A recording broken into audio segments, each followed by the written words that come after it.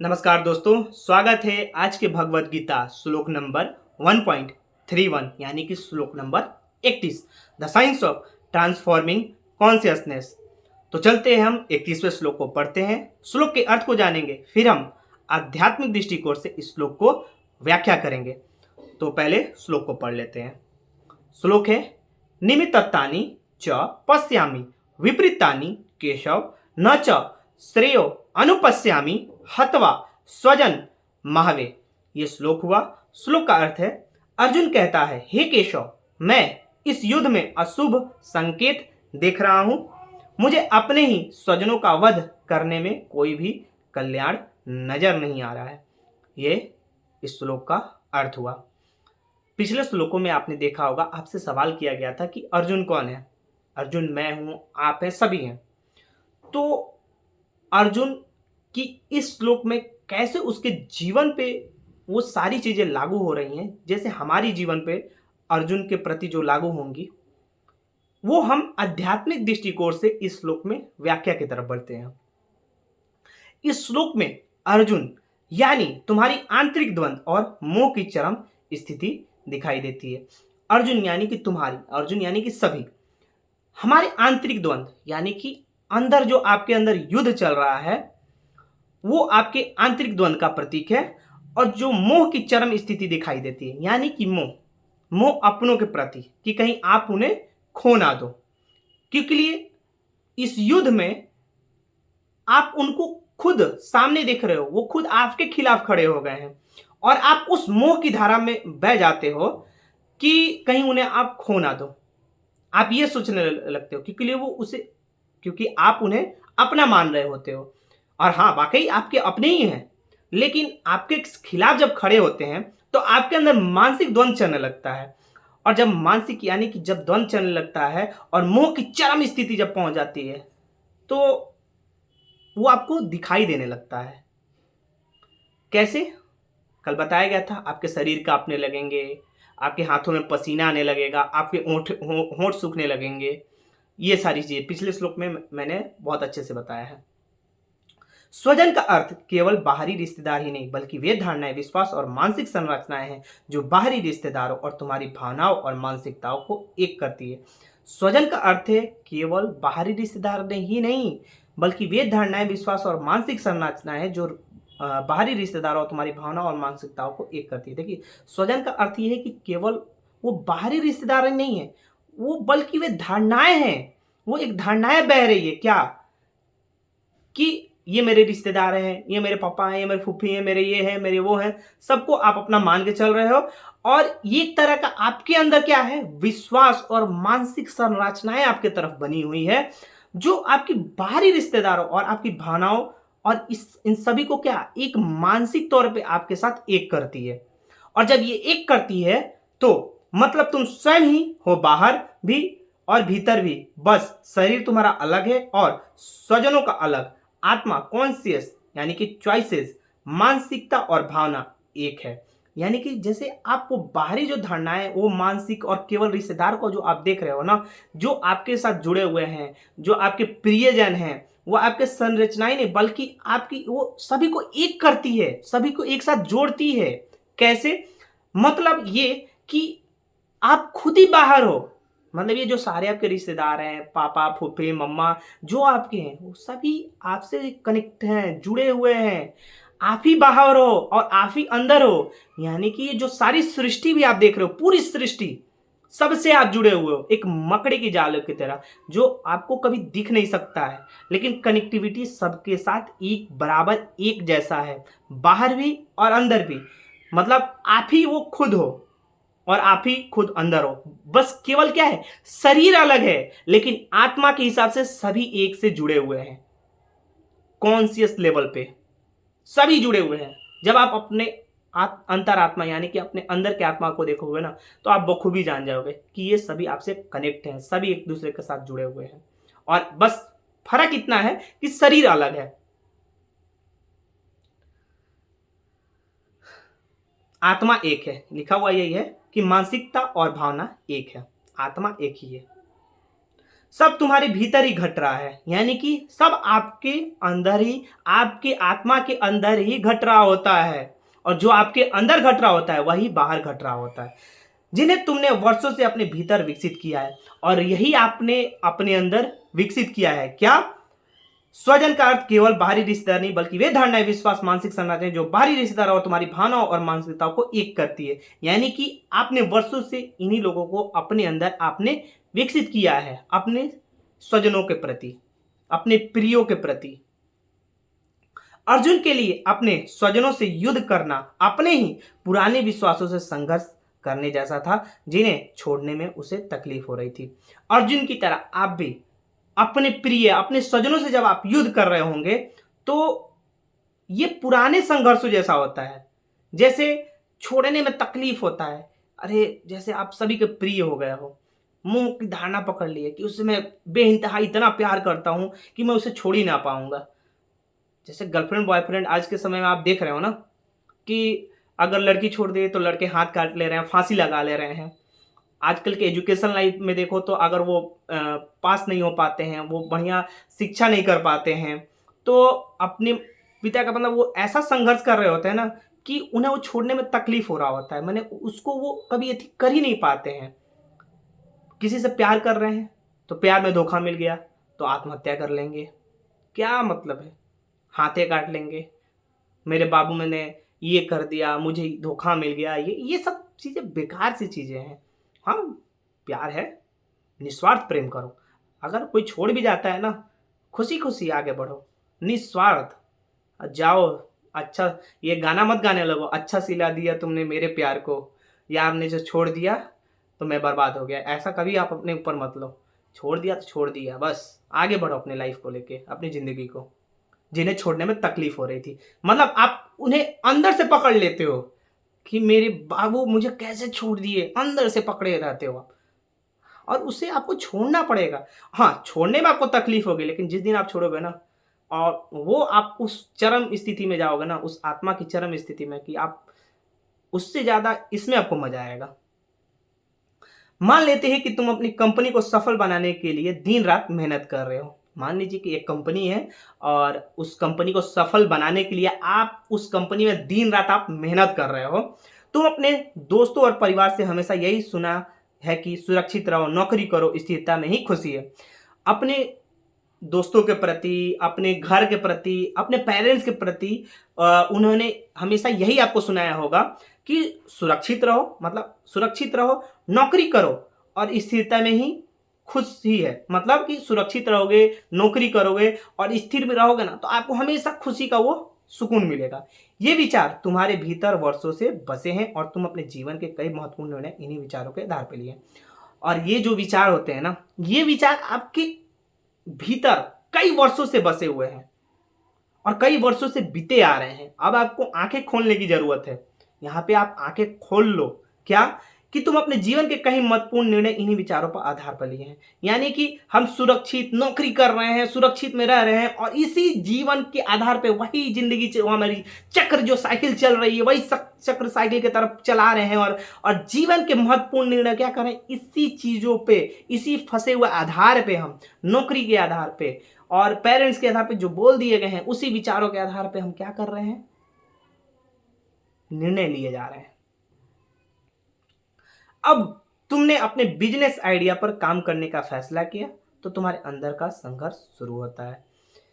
यानी कि आप कोई कंपनी में काम किए, सफल होने के लिए दिन रात मेहनत कर रहे हो। दोस्तों ने, पेरेंट्सों ने, आपके परिवार ने यही सिखाया है कि सुरक्षित रहोगे, नौकरी करोगे तो सुरक्षित रहोगे और इसी में आपको खुशी मिलेगी और इसी से आप आगे बढ़ते रहोगे। और यही सारी जीवन को चलते चलते आपके जीवन में कई वर्षें बीतते जाती हैं और जीवन का जो आपका महत्वपूर्ण निर्णय जो होता है, आप इसी विचार पे लिए होते हो। प्लस जैसे ही तुमने अपने बिजनेस आइडिया पर काम करने का फैसला किया तो तुम्हारे अंदर का संघर्ष शुरू होता है। यानी कि जैसे ही इस सब चीजों को पीछे छोड़ते हो, तभी जैसे ही आप आगे बढ़ते हो और अपना बिजनेस आइडिया लाते हो, जैसे सपोज दैट आप अपना बिजनेस आइडिया लाते हो और फैसला करते हो कि मैं अपना बिजनेस स्टार्ट करूंगा, तभी आपका असली शुरुआत वहीं से होता है। आपके अंदर का संघर्ष वहीं से शुरू होता है। तुम्हें अपने परिवार की आवाजें सुनाई देती है जो तुम्हें सलाह देती है कि नौकरी छोड़ना जोखिम भरा है या तुम्हारी उम्र में स्थिरता सबसे महत्वपूर्ण है, सरकारी नौकरी की उम्र निकलने वाली है।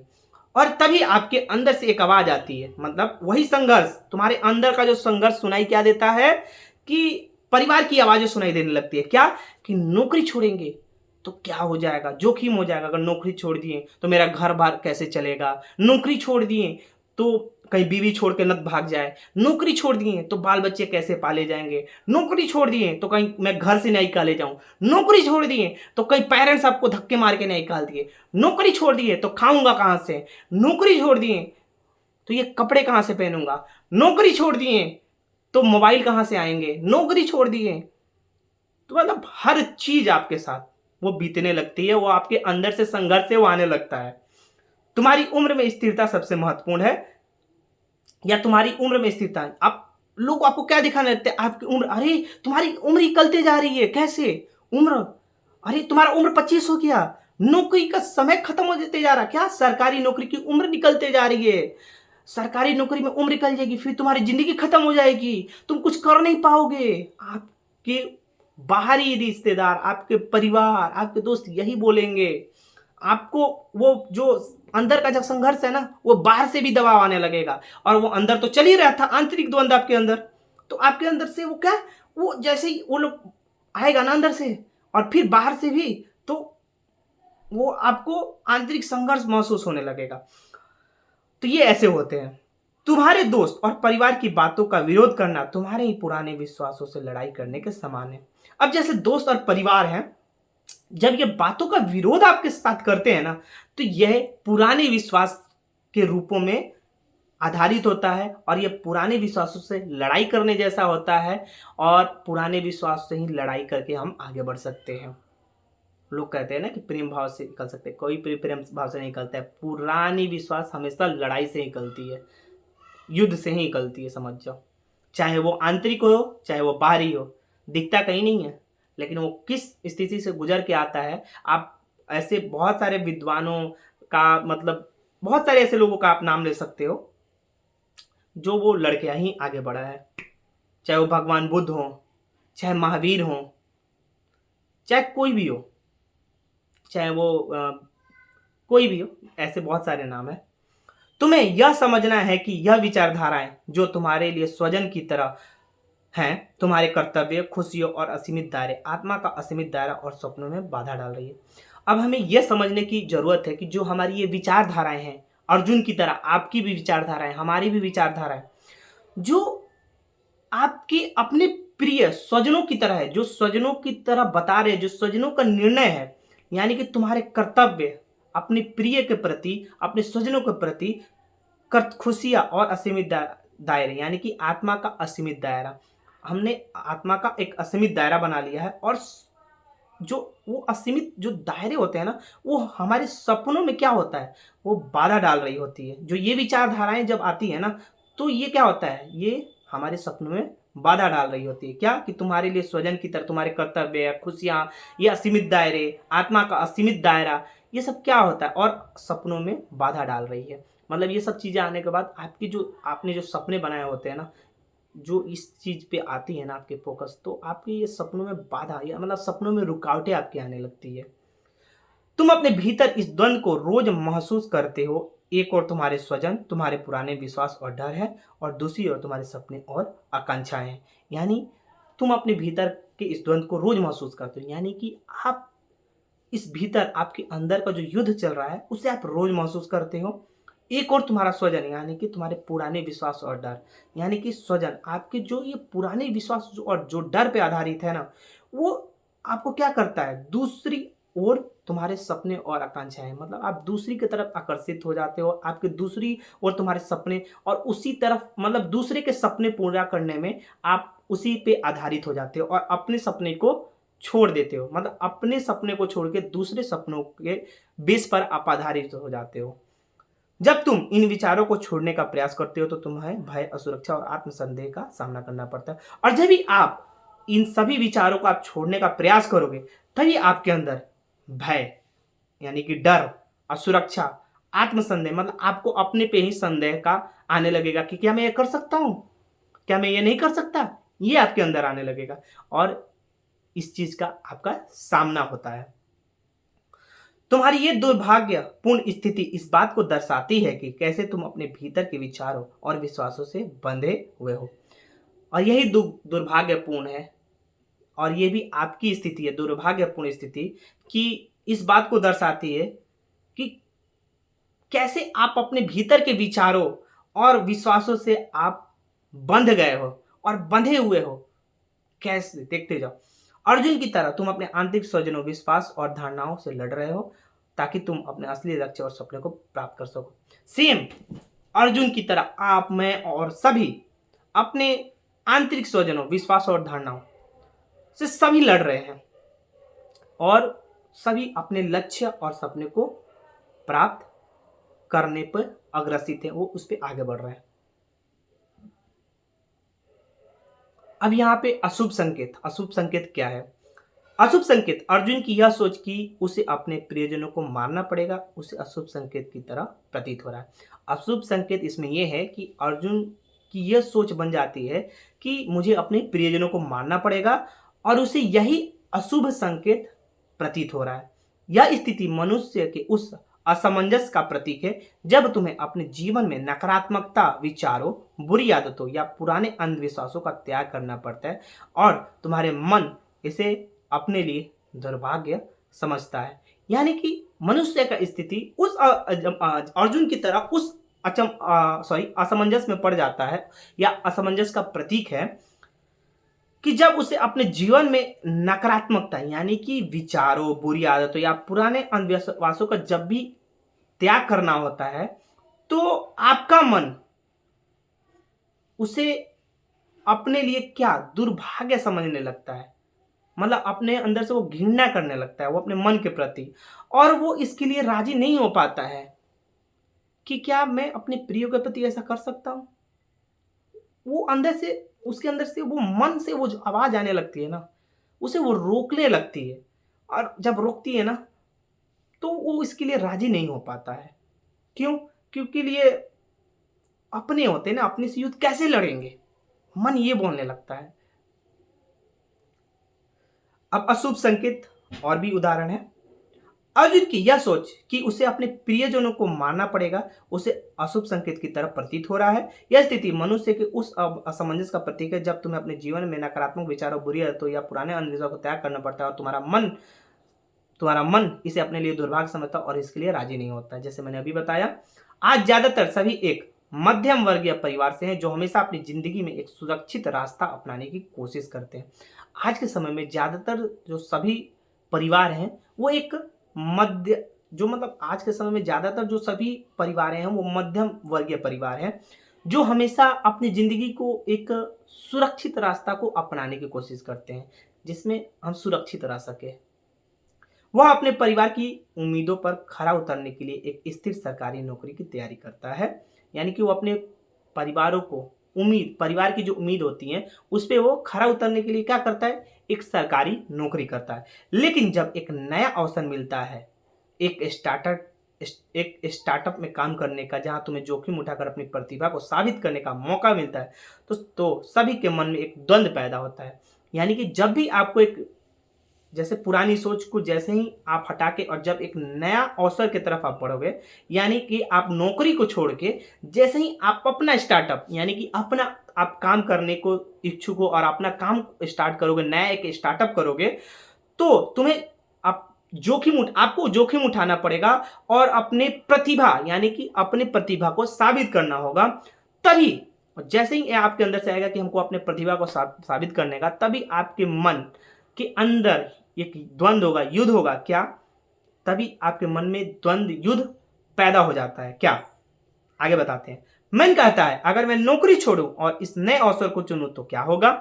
मन आपका ये कहने लगता है अगर मैं नौकरी छोड़ूं और इस नए अवसर को चुनूं तो क्या होगा, मेरे परिवार के लिए अच्छा नहीं रहेगा, क्या वे मुझे स्वीकार करेंगे, क्या मैं असफल हो जाऊंगा, या हो गया तो आपके अंदर, आपके मन से वो आवाज आने लगता है नौकरी छोड़ दूंगा तो क्या होगा, घर परिवार कैसे चलेगा। अभी कुछ देर यही मैंने आपको बताया है। यह विचार सभी के लिए एक अशुभ संकेत की तरह होता है। ये सभी के लिए, अर्जुन की तरह, हमारे मतलब अर्जुन कौन है, सभी है, तो अर्जुन की तरह हम सभी, आप सभी के प्रति ये सभी के अंदर एक अशुभ संकेत की तरह ही होता है, सभी के लिए एक बराबर होता है। सभी को लगता है कि अगर आपने सुरक्षित रास्तों को छोड़ दिया तो यह हमारे लिए और हमारे परिवार के लिए दुर्भाग्यपूर्ण होगा। सभी को लगता है कि अगर हम सुरक्षित रास्ते को छोड़ दिए तो हमारे लिए और हमारे परिवार के लिए दुर्भाग्यपूर्ण होगा। क्योंकि लिए सभी लोग सोचने लगते हैं हमारा परिवार कैसे चलेगा, खाएगा पिएगा कैसे चलेगा, कैसे मैं उन लोगों का, मतलब घर में कोई कमाई करने वाला नहीं है, मैं ही हूँ, तो उन लोगों को कैसे मैं देखभाल कर पाऊंगा। एक हर व्यक्ति ये सोचता है और यही दुर्भाग्यपूर्ण सबके लिए है, सभी परिवारों के लिए, ये सभी पे लागू होता है।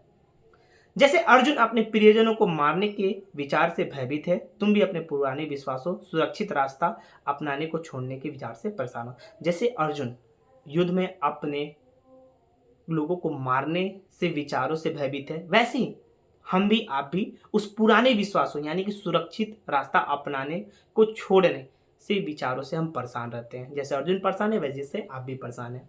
तुम सभी सोचते हो कि अगर तुमने यह निर्णय लिया तो तुम्हें अपने परिवार के सामने गुनहगार की तरह खड़ा होना पड़ेगा, जिससे तुम्हें समाज की और परिवार की अस्वीकृति का डर सताता है। यानी कि ये भी आप सोचते हो, ये भी एक सोचने वाला बात है कि अगर अगर ये आप चीज करते हो, अगर आप नौकरी छोड़ते हो, तो तुम सभी सोचते हो, यानी कि आप सभी सोचते हो कि जब हम नौकरी छोड़ दिए और ये जब हम निर्णय ले लिए नौकरी छोड़ने का, तो हम अपने परिवार के सामने क्या हो जाएंगे, गुनहगार हो जाएंगे, जालिम हो जाएंगे, एक कैदी की तरह हो जाएंगे। कैदी तो रहते ही हैं, ये जो नौकरी कर रहे होते हैं परिवार जो बोला तो कैदी की तरह हो ही जाते हैं, लेकिन एक गुनहगार भी हो जाते हैं। जैसे गुनहगार होकर लोग जेल में चले जाते हैं ना, गुनहगार होते हैं, वैसे ही हम भी गुनहगार हो जाते हैं और गुनहगार की तरह उनके सामने खड़ा होना पड़ेगा। जैसे जज के सामने गुनहगार खड़ा होता है कटघरे में, वैसे हमें कटघरे में खड़ा होना पड़ेगा। जैसे अपने परिवार हमारा जज हो गया और हम कटघरे में खड़े हो गए, और वकालत कौन कर रहा है, हमारा मन कर रहा है।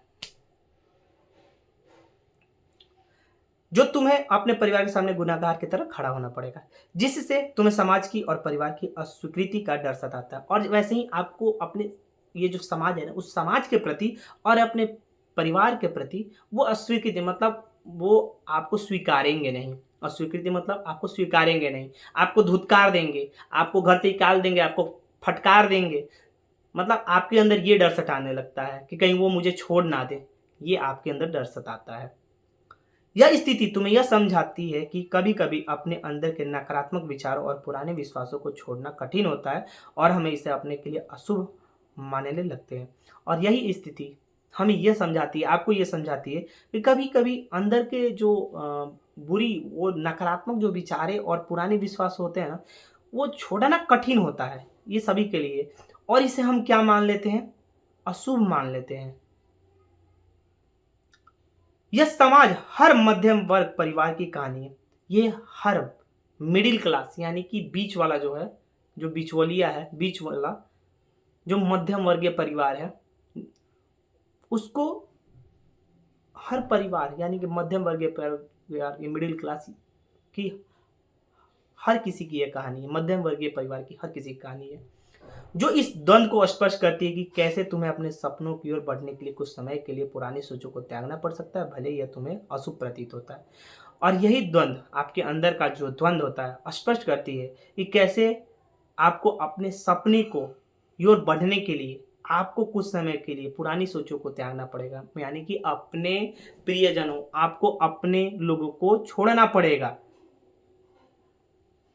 तभी आप आगे बढ़ पाओगे। वो पुरानी सोचों को छोड़ना पड़ेगा, उन पुरानी धारणाओं को छोड़ना पड़ेगा, तभी आप आगे तभी आप आगे बढ़ पाओगे। भले यह तुम्हें अशुभ प्रतीत होता हो, भले ही आपको ये अशुभ लगे, लेकिन आगे चल कर शुभ हो जाएगा, आपके लिए अच्छा हो जाएगा। अभी आपको बुरा दिख रहा है, लेकिन आगे चल के आपको अच्छा दिखेगा। जीवन में जब तुम्हें बदलाव की आवश्यकता होती है, जब भी आप जीवन में आपको बदलाव की आवश्यकता होती है, तो यह एक प्रकार का स्वजन वध है, यानी कि आप अपना ही वध कर रहे हो, यानी कि आप अपने के प्रति वध कर रहे हो। तुम्हारे भीतर भी तुम्हारी भीतर की बुरी आदतों का नाश करना, यानी कि आपको अपने अंदर के बुरी आदतों का आप नाश कर रहे हो। यही तुम्हारी असली महाभारत है जो तुम्हें लड़नी पड़ती है, और यही आपके अंदर की असली महाभारत है। यही आपके अंदर जो युद्ध चल रहा होता है, आपके अंदर यही द्वंद्व चल रहा होता है। अर्जुन को अपने मोह और भावनाओं को छोड़ना था ताकि वो अपने कर्तव्यों को निभा सके। अर्जुन को जैसे अपने मोह और भावनाओं को छोड़ना था, वैसे ही आपको भी मोह और भावनाएं छोड़ने पड़ेंगे, तभी आप अपने कर्तव्य पथ यानी कर्तव्य की तरफ आप बढ़ सकोगे और उसे निभा सकोगे अर्जुन की तरह। अब देखिए मस्तिष्क क्या कहता है, मस्तिष्क का जो तंत्र क्या है वो आपको बताने वाले।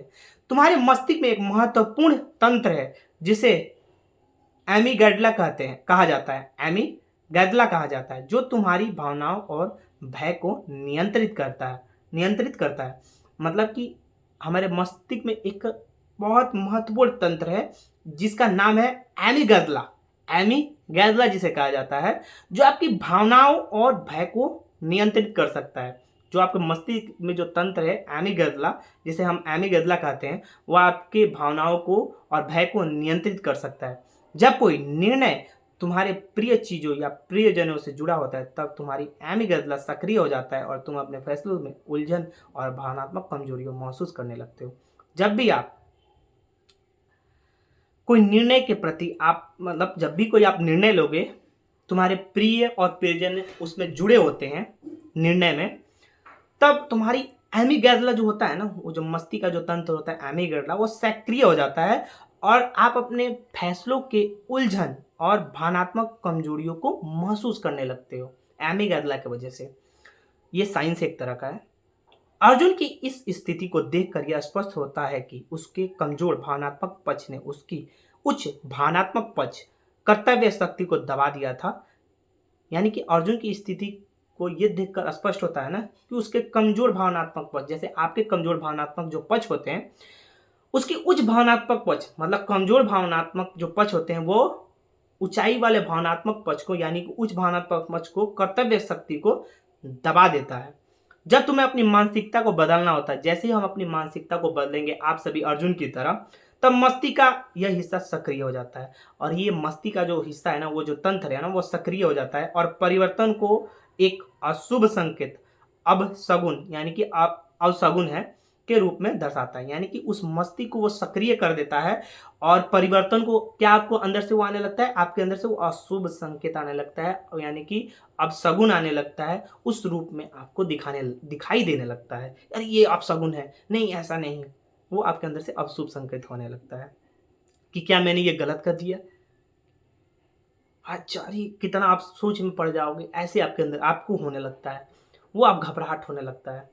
अब हम आध्यात्मिकता का विज्ञान की तरफ बढ़ेंगे, the science of conscious choices.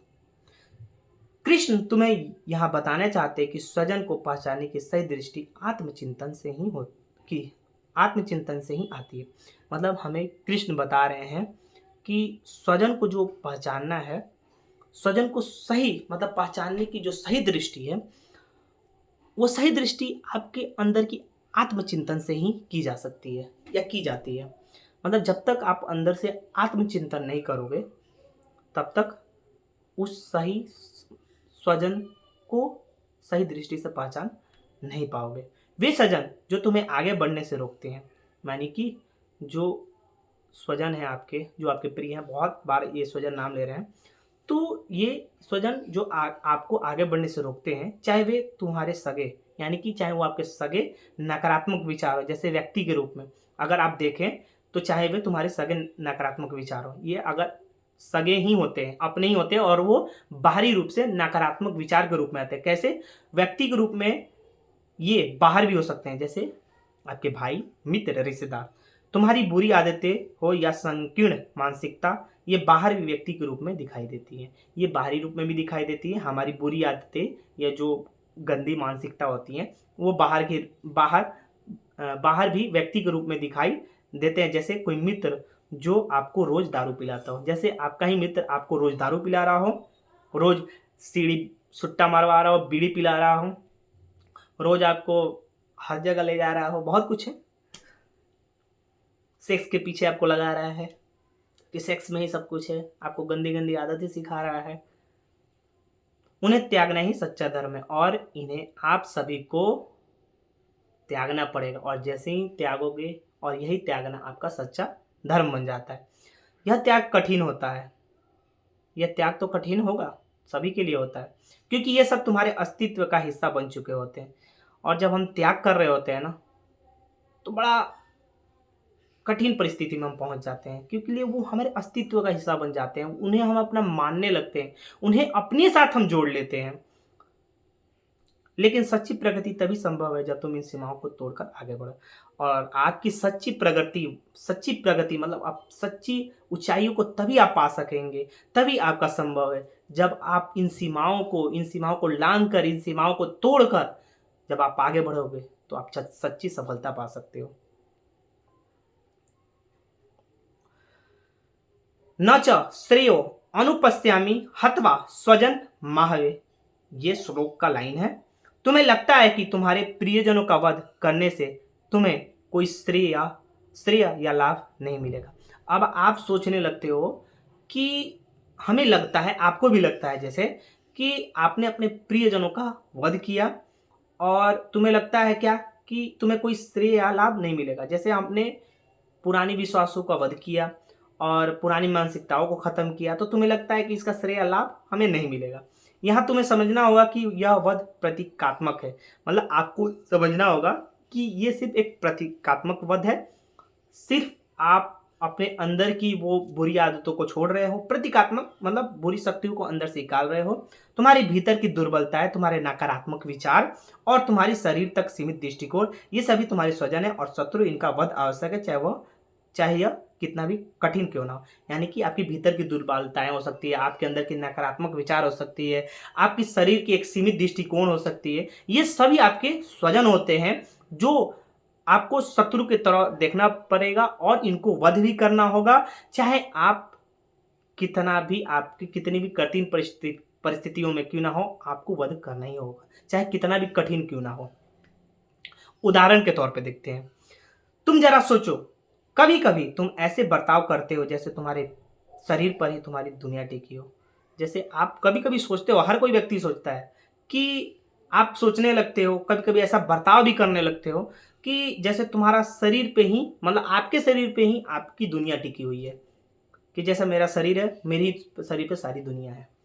तुम अपनी दुनिया, मतलब अपने शरीर पर कैसे दुनिया का बोझ उठा लेते हो। अरे वो देखो क्या हो रहा है, अरे उसके घर देखो लड़ाई कैसे हो रही है, आप ही सब उठा लेते हो। अरे देखो ये कैसे कूड़े फक रहे हैं, अरे ये देखो कैसे हो रहे हैं, अरे मैं रहता तो ये कर देता, अरे ये रहता तो मैं वो कर देता।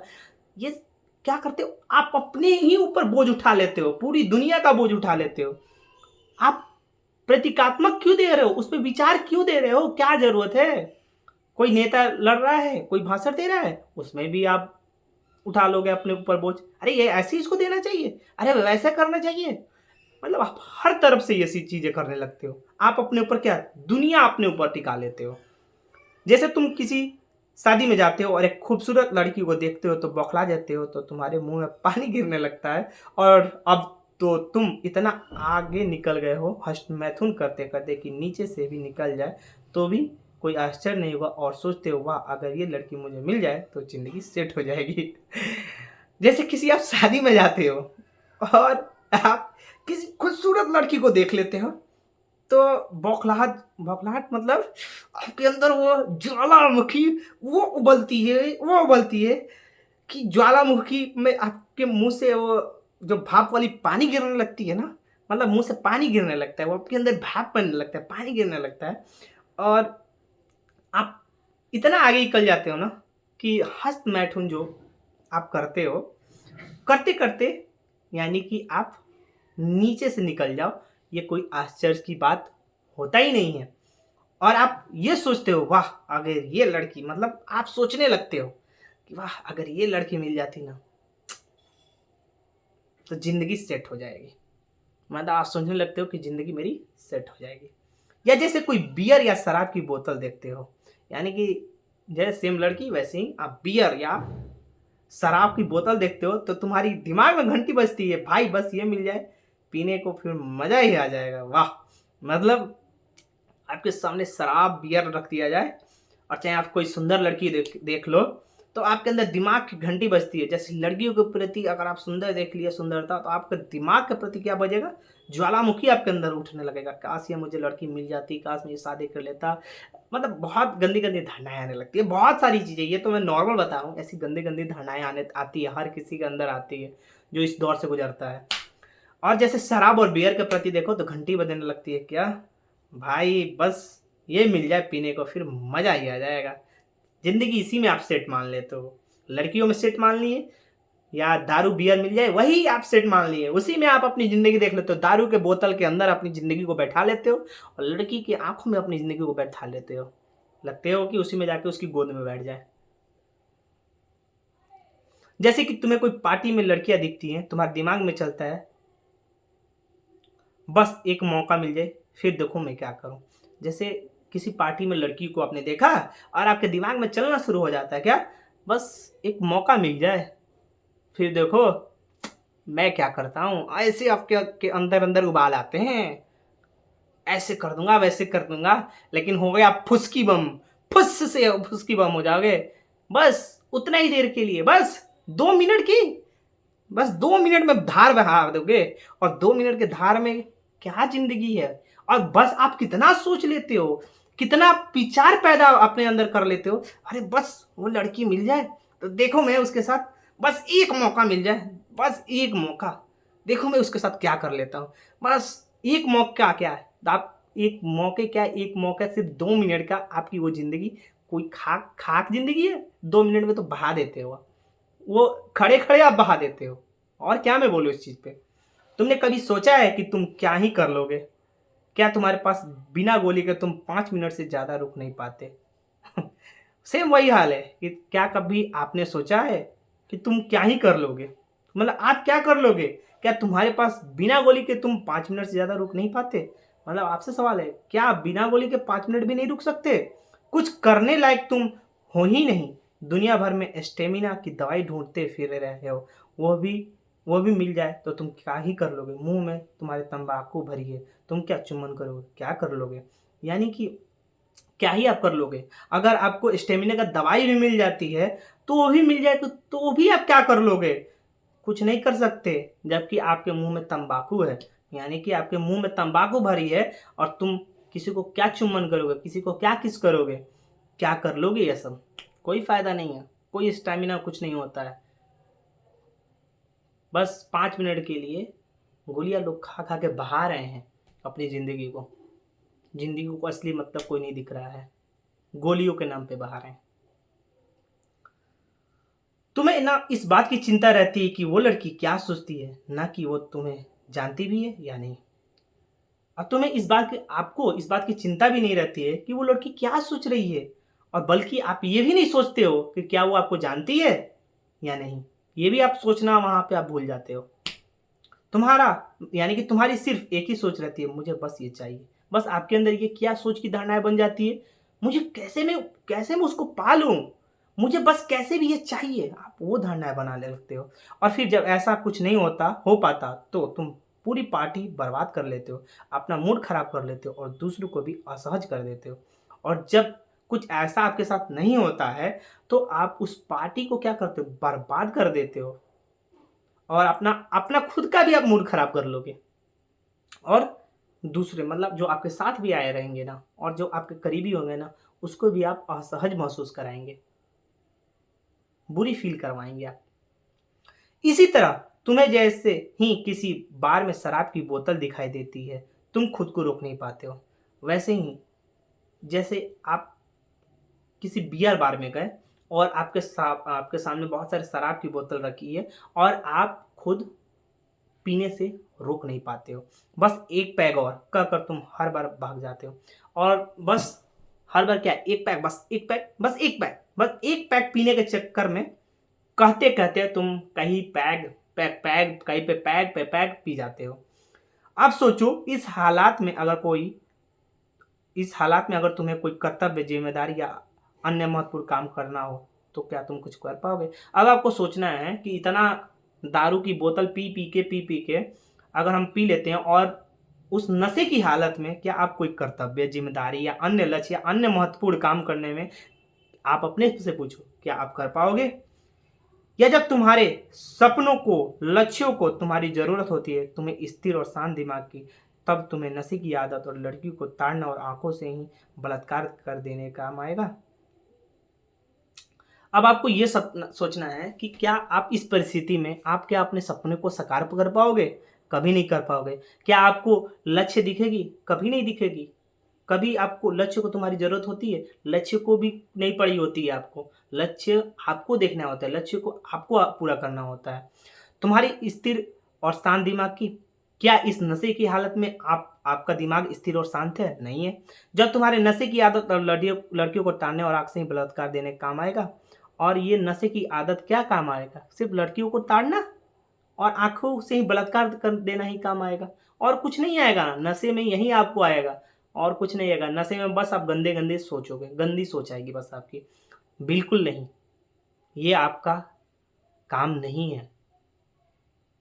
ये आपका काम नहीं है। ये सब बुरी धारणा है। ये बिल्कुल नहीं है। ये आपको नहीं करना चाहिए। आप जैसे-जैसे कर रहे हो, आप अपनी आत्मा को उस गहरी अंधकार में ढकेलते जा रहे हो। उसको उजाले की तरफ लाओ, रोशनी की तरफ लाओ। ये सब चीज़ें मत करो, बिल्कुल भी नहीं। जैसे-जैसे आप करोगे, आप उस गहरी अंधकार में जाओगे ना, जो आप सोच नहीं सकते। वहाँ से निकलना मुश्किल हो जाता है। आप देख रहे हो एक शराबी को, एक अय्यासबाज को, शराबी शराब पी के रोड पर ठुल रहा है। क्या उसे अपने परिवार की चिंता रही? नहीं, बस चंद मिनटों के लिए फिर होश आता है तो देखता है कि नाली में गिरा होता है, रोड पे रहता है, या तो जेल में होता है। और जो अय्यासबाज है, उसकी शारीरिक क्षमता खत्म होते जा रही है, वो अपने आप को देख ही नहीं रहा है, वैश्यागिरी में चला जाता है। अरे वो सोचो कि वैश्याएं क्यों वैसे वो वैश्यालय खोल के कर रही हैं, लेकिन आप उसी में मरे जा रहे हैं। Sex sex sex. और किसी लड़की को तुम सेट कर भी लोगे तो क्या वो काम आएगी? और आप भी तो सोचो कि अगर आप किसी लड़की को सेट कर लेते हो तो क्या वो आपके काम आएगी? नहीं आएगी। समय, सुख और पैसा तीनों ये ले जाएगी, तुम उसका कुछ नहीं कर पाओगे, वो उल्टा तुम्हें भोग कर चली जाएगी। यानी कि अगर किसी लड़की को आप सेट भी कर लेते हो तो वो आपके काम नहीं आएगी, बल्कि क्या करेगी? आपका समय ले लेगी, आपका सुख छीन लेगी, आपका पैसा, ये तीनों चीज़ों आपसे ले लेगी। और जब लेके जाएगी ना तो आप उसका कुछ नहीं कर पाओगे, कुछ नहीं कर पाओगे। सच बोल रहा हूँ, कुछ नहीं कर पाओगे। और आप देख रहे हो, और उल्टा क्या, आप सोचोगे कि मैं उसका भोग रहा हूँ, आपको उसी लड़की ने भोग लिया है।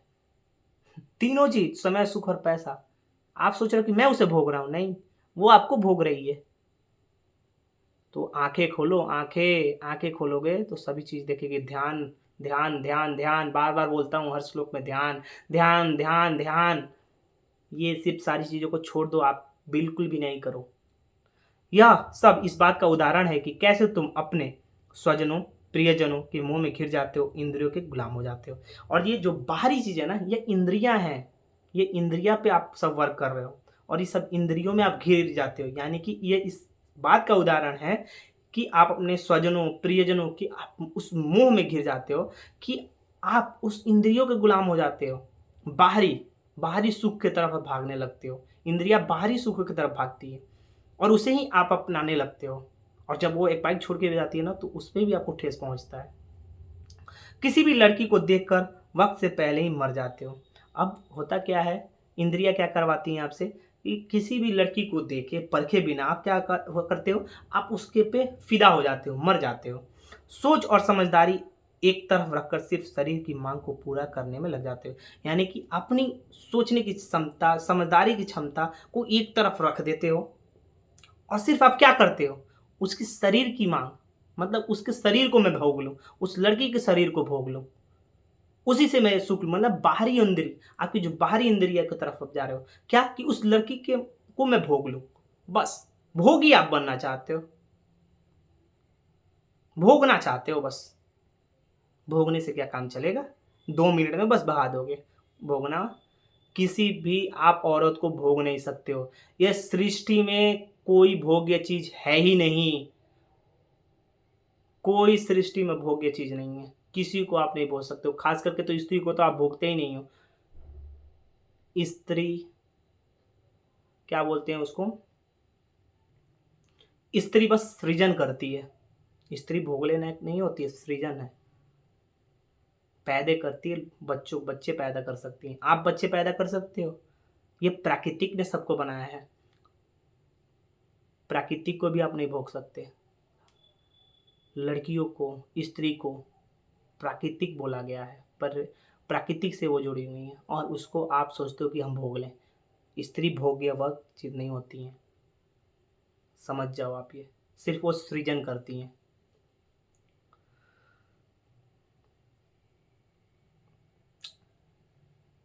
और ऐसे ही एक तरफ रख के अपने शरीर की मांग को पूरा करने लगता हूँ, मतलब एक तरफ ये सारी चीज़ों को रख के अपनी सोच और समझदारी को रख के अपने शरीर की मांगों को पूरा करने में आप लग जाते हो।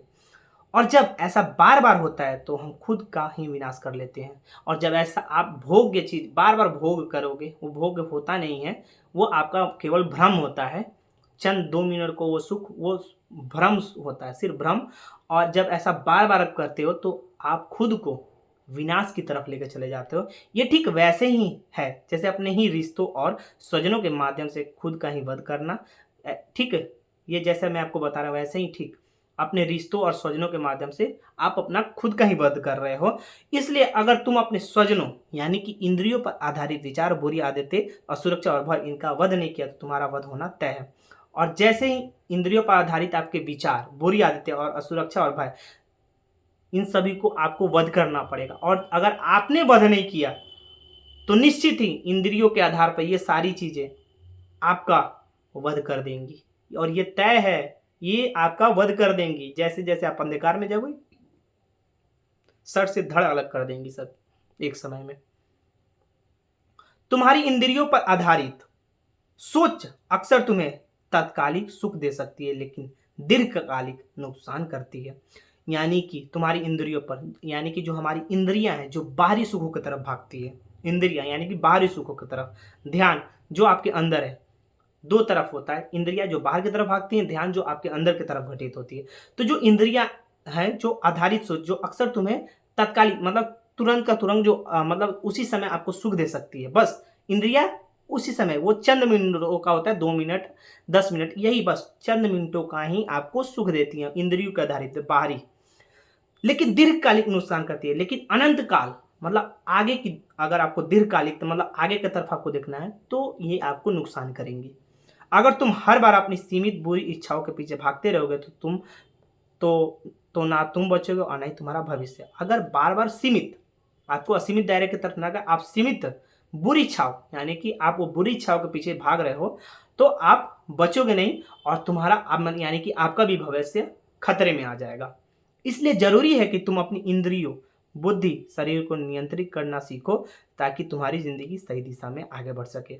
इसलिए आपको जरूरी है आने वाले समय में, अगर आप आगे बढ़ रहे हो और इंद्रिय यानी कि बुद्धि, इंद्रियों के आधारित बुद्धि शरीर को नियंत्रित करना सीख रहे हो, तो आपकी जिंदगी उस दिशा में आपकी आगे बढ़ जाएगी, आप सफलता की रास्ते की तरफ बढ़ जाओगे। यह स्थिति ठीक अर्जुन जैसी है, यह स्थिति अर्जुन की जैसी है, आपकी भी स्थिति वैसी ही है। जब तुम्हें अपने स्वजन का त्याग करना है, जैसे ही आप अपने स्वजन का त्याग करोगे, अपने पुराने विचार, पुराने तरीकों और बुरी आदतों को छोड़ना है ताकि तुम स्वयं को नई ऊंचाइयों पर ले जा सको। और जैसे आप अपने पुराने विचारों, पुराने तरीकों और बुरी आदतों को छोड़ोगे, वैसे ही आप अपने स्वयं को एक नई ऊंचाइयों की तरफ ले जाने में अग्रसर होगे, मतलब आगे तरफ बढ़ोगे।